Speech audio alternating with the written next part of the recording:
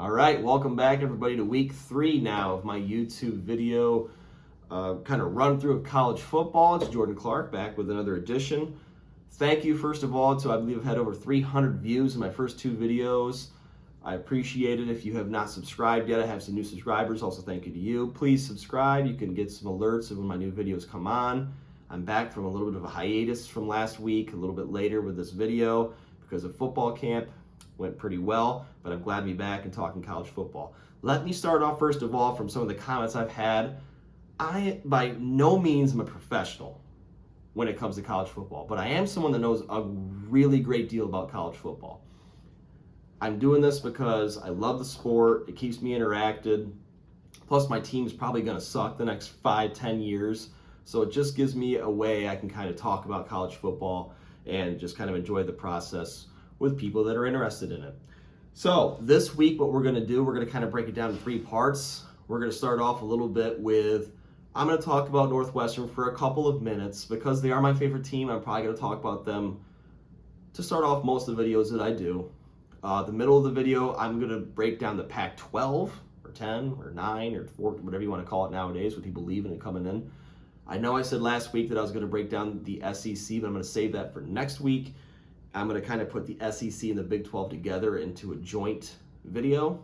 And finally, I'm going to end up the video with a little bit of a Heisman hopeful talk and a little bit of betting odds. So, a couple comments I had last week. First of all, I had, you didn't mention Purdue hardly at all. Purdue won the Big 10 West last year. They're bringing back all these dudes and transfers. Okay, I took them to finish 6th. Guess what? The Big 10 media poll came out too. Guess where they're finishing? And there's polls as well. 6th. It's Purdue. You win the Big 10 West again next year, you can leave all the comments you want. Purdue's going to be 4-8, 5-7. They're playing in a tough conference. I don't see them winning more than that. I could eat my words. They'll be okay. They'll win a couple games. Anything else I need to say about Purdue? I apologize. Good luck, Boilermakers, this year. So let me get started now. First of all, I'm going to start with a little bit about Northwestern.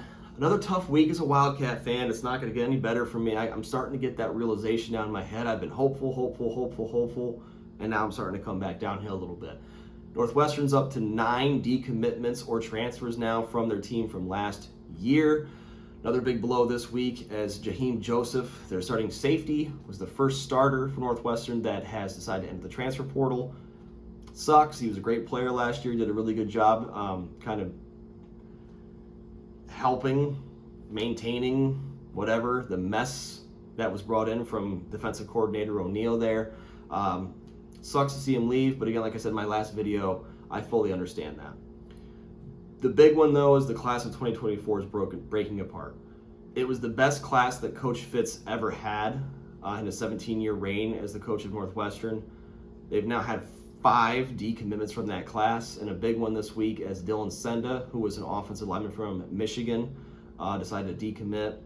I wish him the best, Mr. Senda. He was a really good recruiter for that class as well. It just sucks seeing such a good class fall apart. But like Mr. Senda said in his video and his message when he decommitted, that he committed to Coach Fitzgerald, and he did. So Coach Fitzgerald's not there anymore. He decided to go to greener pastures. You can't hate the kid for that. It just sucks as Northwestern fans seeing these kids get so excited about coming to Northwestern, leaving. So, but it is what it is. So they're up to 9 now. I believe there's about 12 days left in the option for kids to enter the transfer portal without penalty because of the firing of Pat Fitzgerald. So by my next video, we should be getting close to the deadline and seeing if there's any more starters or any more decommitments as far as for the 2024 class. So on a brighter note, it was Big 10 Media Days this past week, and Coach Braun had his first interaction really with not just the media, but with us fans and with his players out loud. I thought he did a fantastic job. I was on the Northwestern boards, and they're saying that he was a little bit shaky in the beginning. He was obviously nervous, yada, yada, yada. But then he kind of recovered by the second day and the second interviews, and he looked a lot better, and they did a good match. I thought he did a fantastic job. As a Northwestern fan now since I was 8 years old, so 25 years. Oh, God. For 25 years, I've been watching Northwestern football games religiously every Saturday. Thought the guy did a fantastic job. He's put in a predicament that he couldn't even have imagined last December.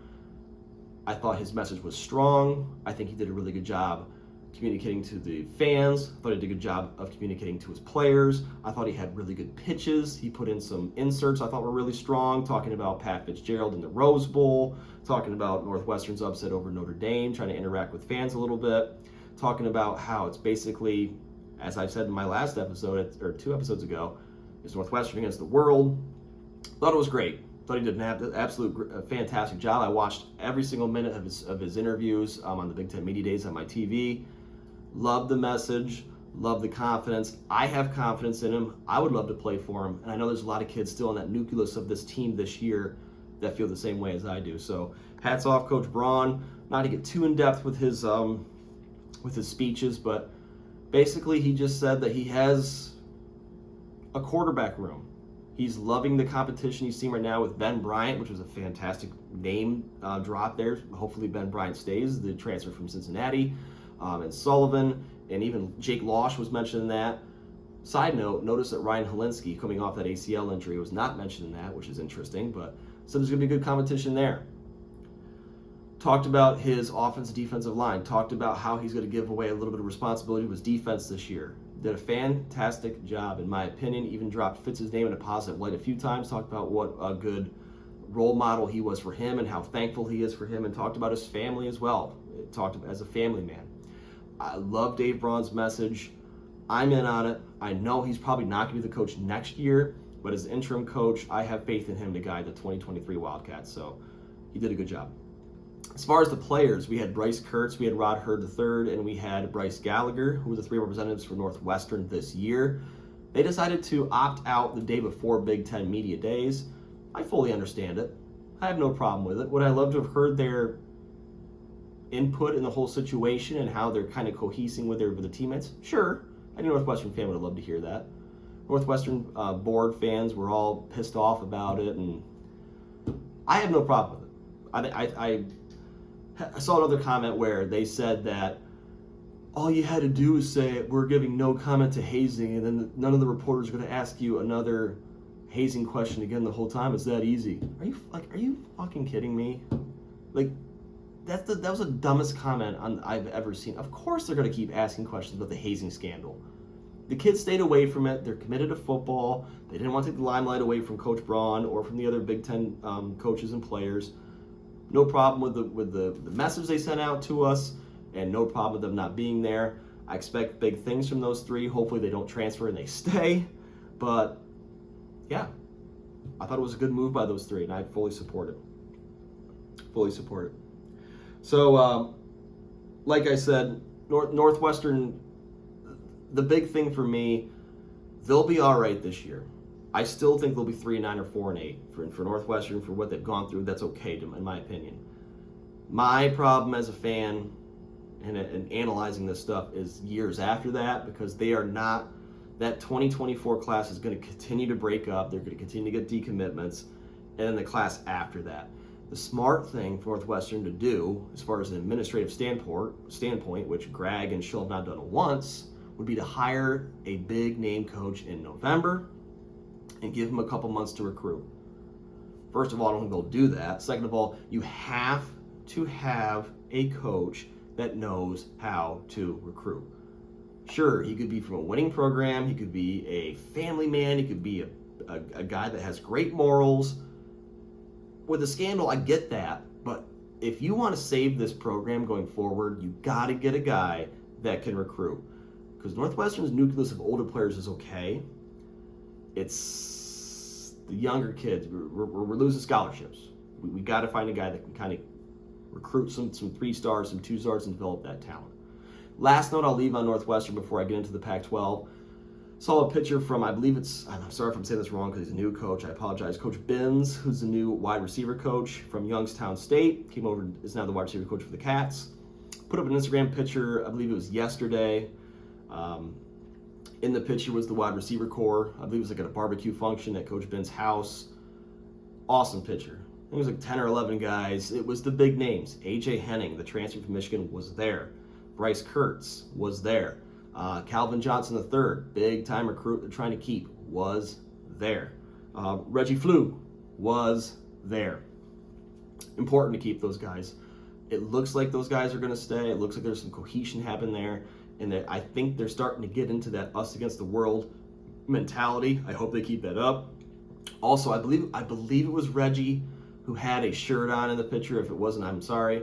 That basically said along the lines, "Us Northwestern Cats against the world," and had a number 51 for Pat Fitzgerald, a custom-made shirt. I loved it. I think us outsiders can't see it, but from the inside, I think there's a little bit of nobody believes in us.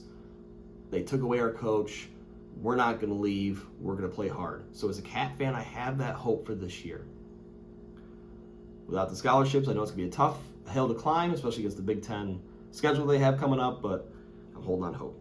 All right, enough about Northwestern, though. If you were here for the Pac-12 preview, in my opinion, I am ready to rock with that, and let's kind of break down the Pac-12. So I'm going to do this a little bit differently than I did the Big Ten. I'm a little more seasoned when it comes to the Big Ten. Obviously, my favorite team is in the Big Ten, so I know a lot about the Big Ten. I even coached against a couple guys in high school that play in the Big Ten. But the Pac-12, let me first start off with my champions. In the North, I think there's two teams that could be champs up there. It seemed to be the last couple of years. The Oregon Ducks and the Washington Huskies. And then I like USC in the South. My champion, I'm going to take the Washington Huskies this year. I think they dethrone USC. I think they become the champions. I think Washington gets into the playoff. They're another one of my playoff teams. I had Penn State from the Big Ten last week in the episode. I have Washington from the Pac-12 this week in the episode. So let's start off with betting odds. Right now we have USC at plus 200 to win the Pac-12 championship. Oregon and Washington, the two teams I think are going to fight for that North spot, are both plus 310 on FanDuel. Utah is at plus 550, and then we have Oregon State at plus 1,100. I think those are absolutely right. USC should be the favorite. They're coming back as the defending champions. Oregon and Washington, I think it's going to be a fantastic ball game. Probably who wins their regular season game is going to be in the Pac-12 championship representing the North. Utah is always a scrappy team in the Pac-12. And then you have Oregon State, who just brought in DJ Uiagalelei, the transfer quarterback from Clemson. And last year they were 10-3. So they're going to be a team that's going to give teams fits. I don't think they're going to win it, but they're a team that's like a dark horse pick if you're interested in that. All right, so the Pac-12, the way that it's predicted here from Lindy's, and I'm going to give my predictions as well. They have USC, Washington, Utah, Oregon, Oregon State, and UCLA in their top 6. I agree with the top 6, but I have them in a different order. I have Washington number 1. I have USC number 2. I have Oregon number 3. I have Utah number 4. Oregon State number 5. UCLA number 6. Those are my predictions. Then they go Wazoo 7, or Arizona 8, Cal 9, Colorado 10, Arizona State 11, and Stanford in the 12 spot. Mine's pretty similar. I had Washington State at 7. I had Cal at 8, California at 9, Arizona State at 10, Colorado at 11, and Stanford at 12.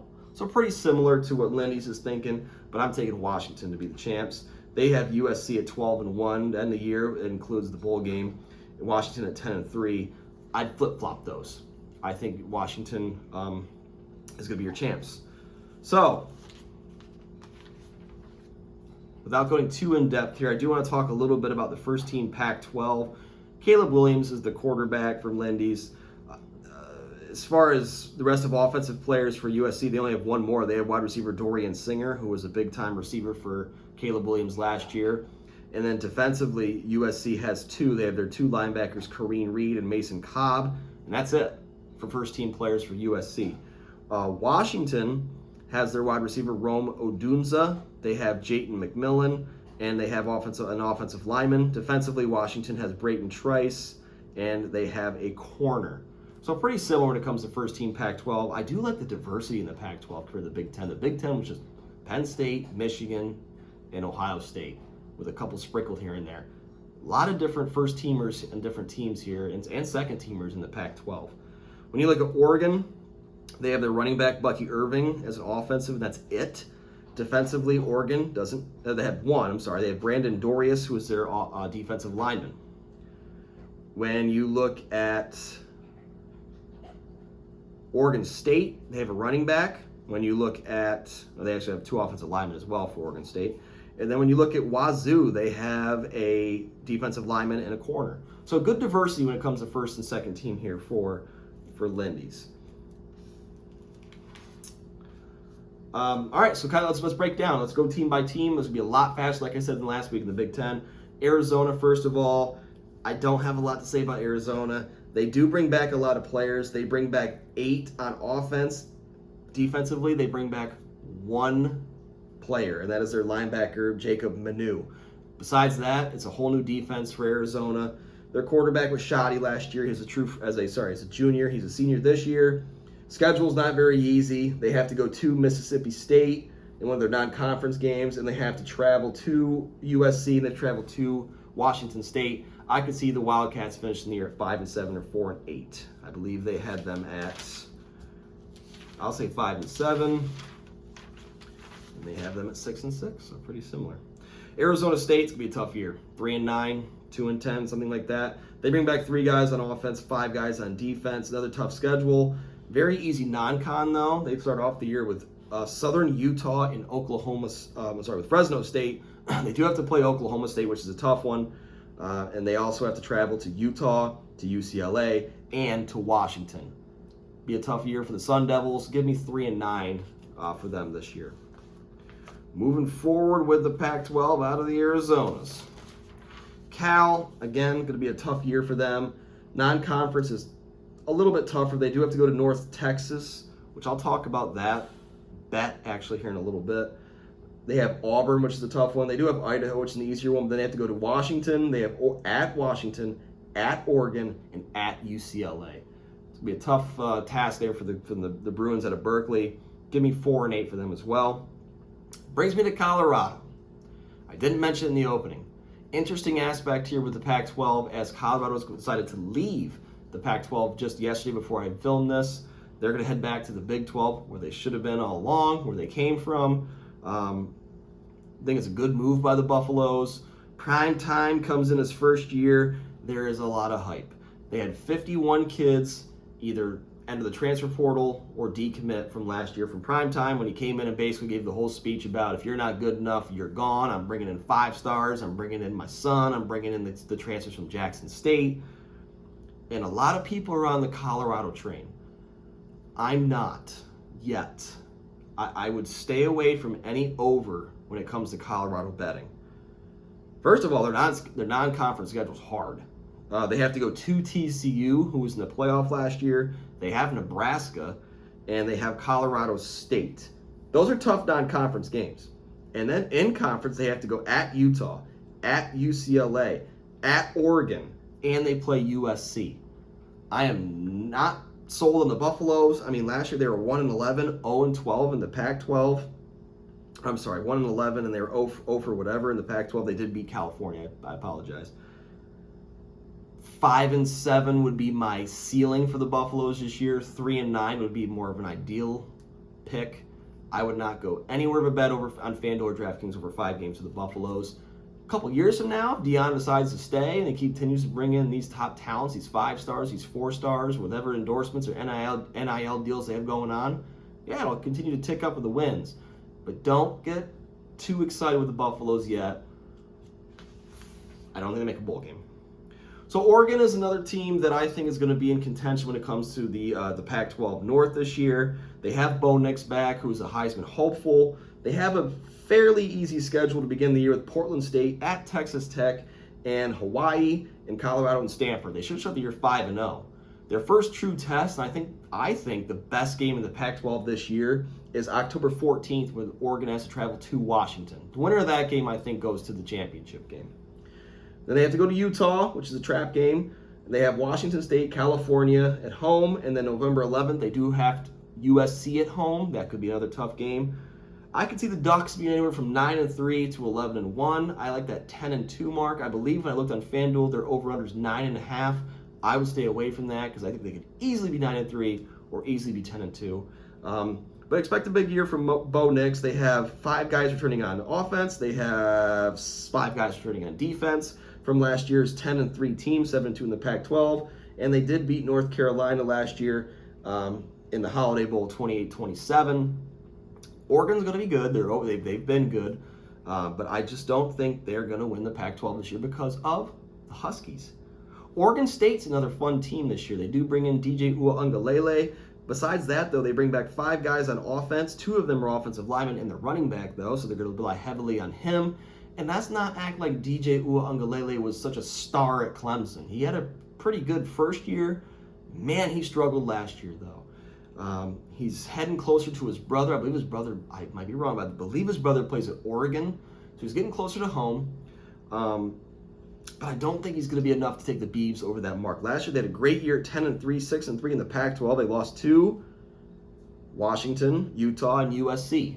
Games you'd expect the Beavers not to win, but they did beat everybody else. Non-conference, they have San Jose State, UC Davis, and San Diego State, and then they travel to Washington State. So I can see them starting off the year 4-0, but then you got Utah, UCLA, Washington, and at Oregon.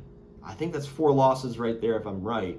I can see the Beavers again being 7-5, 8-4, making a respectable bowl game. That plus 1,100 is a great dark horse pick if they can pick up a couple wins and upsets and get to the championship game. If they can knock off an Oregon or knock off a Washington, but I don't think they're going to win the Civil War. And I like Washington. So I think a good year from the Beavers, but beyond that, not a title team. Stanford's going to be bad. Last year they were 3-9, 1-8 in the Pac-12. Their only win in the Pac-12 was against Arizona State in a dogfight, 15-14. Their non-conference, they have Hawaii, Sacramento State, and Notre Dame. So I could see 2 wins out of that with Hawaii and Sacramento State. I don't think they beat Notre Dame, and you've got to be hard-pressed to find another win on the Pac-12 schedule for the Cardinal. They go to Oregon State, they go to Washington State, they have Washington, UCLA, Oregon, and Arizona. Maybe at Colorado on October 13th, and maybe against California like they did last year, but 3-9 would be my pick for the Cardinals. I saw the over-under was for wins was 2.5, and it was like plus 130. I would not touch that one. So I'm a little sip, by the way. I'm not sponsored by High Noon, but it's a good choice. All right, UCLA. Another team that could be scary. Last year in the Pac-12, want to make a big name, head to the Big Ten next year. Non-conference is a little harder than you might think it is. They start off the year with Coastal Carolina. I think they beat Coastal Carolina, but I wouldn't think that's going to be a rout. At San Diego State, again, I think they beat San Diego State. I don't think they rout them, though. North Carolina Central, they'll probably rout them. Then they go to Utah. They go to Oregon State. They are at USC, and they have the other boys in there. I could see an 8-4, 9-3 year for the Bruins. I think this would be a respectable year. Last year they were 9-4, 9-3 overall, 6-3 in the Pac-12 before they lost to Pittsburgh in the Sun Bowl. Offensive returners, they bring back 3. Defensive returners, they bring back 7. So, freshman quarterback, I'll go 8-4 for the Bruins. It'll be a good year, but I just don't think they again are going to be on that top title team like I see Utah and USC and Oregon and Washington. Brings to the Trojans. You got Caleb Williams. Jordan, you are really underplaying Caleb Williams. He was a stud last year. Agreed. But I don't think he's going to be Heisman Caleb Williams again. I think it's going to be like a Johnny Manziel year. Had a fantastic year last year. He's a cocky dude. I think teams are going to be out to beat him. Yeah, you have Lincoln Riley as your head coach and offensive coordinator. But I don't think he can repeat it. It's pretty hard to repeat the Heisman campaign. Offensively, USC brings back 5 guys. Defensively, they bring back 4. Their non-conference, they have San Jose State, Nevada, and they have Stanford. Their other non-conference is Notre Dame. I think they beat Notre Dame. I think they beat San Jose State, Nevada, and Stanford. I think they lose, though, to at Oregon and Washington. I think they lose back-to-back games November 4th and November 11th and go 10-2, sneak in front of Utah into the Pac-12 championship game, and face the winner of the 2 teams I just mentioned. Caleb Williams had another great year. I think him, Bo Nix, and Caleb Williams could make the Heisman ceremony. I don't think either of them win, though. But I could be wrong. The over-under for, I believe it's either 9.5 or 10.5 games for USC. I'd stay away from that because the 3 teams I just mentioned, they could be 9-3 or they could be 11-1. Lenny's took them at 12-1 with their only loss being to, I believe they had their only loss to Oregon. I think they lose 2 or more, though. So USC. Utah, a sneaky tough team every year since they've joined the Pac-12. Last year they were 10-4, 7-2 in the Pac-12. They bring back 6 guys on offense and their quarterback, Cameron Rising, who did a really nice job last year before he got hurt in the Rose Bowl. Defensively, they bring back 7 defensive players. So a good nucleus of their team last year that went 10-4. But if you can remember all the non-conference games I've mentioned so far, Sacramento State, NC Central, whoever else, listen to Utah. Props to you, Utah. Listen who they play. Week 1, Florida. I know Florida's not going to be that good this year because they're on a downslope in the SEC, but Florida is Florida. Week 2, at Baylor. Baylor's a good team out of the Big 12. And then they do have Weber State. But starting off the year with those 2 teams, that's going to be a true test for the Utes. They have to go to Oregon State. They have to go to USC. They have to go to Washington. That's a torturous schedule. And obviously they play Oregon as well, but that's a home game. I could see Utah being 8-4. I could see Utah being 10-2. I'll take them at 9-3 though, and finishing 1 game behind USC to get into the Pac-12 championship game. Expect good things for the Utes. That's another bet I would stay away from. And then finally, the Washingtons. I'll start off with Washington. I'm not going to go too much into it. Michael Penix Jr. is my Heisman hopeful, which I'll get into soon. They start off with Boise State, Tulsa, and at Michigan State. I think they win all 3 of those games handedly. I'll talk about the Boise State bet here in a little bit. Their hardest game, their true contest, November 4th, they go to USC. And then November 18th, they go to Oregon State. I could see them losing one of those. Like I mentioned earlier, they could lose to USC at USC for sure. But I like the Huskies to be 11-1 this year. Their over-under for wins was 9.5. If you want it, it's plus 116 too. If you really wanted a good bet for me out of the Pac-12, I'd take Washington over 9.5 wins. I think they go 10-2 or 11-1. Could they go 9-3? Sure. But I like the betting odds for what they're at right now. Offensively, they bring back 7 guys, including all of their receivers, their left tackle, their quarterback, their tight end, and their right tackle. A team that finished 11-2 last year, just saying. Defensively, they bring back their DN, D-tackle, D-end.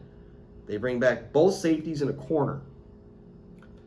It's a lot of guys to bring back from a team that was really good last year. Last year, the only 2 losses were UCLA and Arizona State. The Arizona State one, I don't know how that happened. This year, like I said, the only one that really scares me is the USC game. Sure, they could lose one to Utah or to Oregon, but that's 2 losses. Take the over in that one, and they are my North champions. And then finally, we'll finish off with Wazoo. The Cougars last year finished 7-6. They got to a bowl game. They lost that bowl game to Fresno State in the LA Bowl. Offensively, they bring back 7 guys. Defensively, they bring back 6 guys, so a good nucleus from that team as well. Tough non-conference schedule at Colorado State's a tough one to start off with. Wisconsin in week 2, who I had as the Big Ten West champions, or Illinois. Northern Colorado should be an easy one, but then they got to go to Oregon. They got to go to Washington, and they have UCLA at UCLA in there as well. Tough in conference schedule for the Cougars. You do bring back your quarterback and Cameron Ward, who's a junior now. You do bring back your leading receiver, your leading running back, and you do bring back 3 offensive linemen. I can see the Cougars going 6-6 again. 6-6, 7-5, middle of the pack to a little bit above as far as the Pac-12 North. So that's it as far as the Pac-12 goes. Like I said, my 4 teams, I have Utah, USC, Oregon, and Washington. I like Washington and USC to clash. Give me the Huskies in that one. So finally, let me finish off with a little bit of extra. I'm going to talk about the Heisman hopefuls a little bit. When I looked at FanDuel today, the 3 favorites for the Heisman are Caleb Williams with plus 500, the returning Heisman winner from last year. Jordan Davis, the quarterback from Florida State, plus 1,200. And then Michael Penix Jr., as I just mentioned, the quarterback from Washington, is plus 1,600. My favorite to win, if I had to make a bet, I'm not going to, I would put my money on Michael Penix Jr., the lefty quarterback from Washington, the transfer from Indiana. I think he's got the weapons. I think they win the Pac-12. They get the TV exposure. Winning, people, the Heisman voters love winners. Give me Michael Penix Jr. I think Caleb Williams has another great year. I don't think he has as good a year as he had last year. And then Jordan Davis, I think, is the runner-up. I think that Florida State wins the ACC. Jordan Davis has a fantastic year, but I don't think he has the same arsenal of talent around him as Washington does. And Washington's going to be ranked higher than Florida State at the start of the year. And there's a lot. And if you're Washington and you beat the defending Heisman Trophy winner in season or in the championship game, voters are going to love that. Give me Michael Penix Jr. win the Heisman this year. All right, so finally, I'm gonna give you one bet if you kind of want to look ahead to week 1, the way it stands right now. Oh, by the way, I told y'all Illinois 6.5 wins. I looked on FanDuel today. I see it got bumped up to 7.5 wins. Jim Leonard, the former Wisconsin coach, who was mentioned as a person that may take over as head coach at Northwestern, became a senior analyst or something like that, offensively and defensively for the Illini. Illinois is going to win 8 games this year. Put money on them. But if you wanted one right now that I like a lot, give me the points in the California, I think it's California. Let me double check here. It's not giving you the direction. Yes. Give me California in the points against Northern Texas. Take Northern Texas to cover that game. I think Cal's going to struggle this year. That's my favorite. I think it was 8.5 when I last looked on FanDuel. Give me North Texas plus 8.5. All right, so that wraps it up. So, break down Northwestern, break down the Pac-12, break down a little bit of Heisman bets, and a little bit of bets I like going forward, and of course the comments from the gallery. Please leave me your comments. Please subscribe. Please let me know what I did wrong. Please let me know what you like.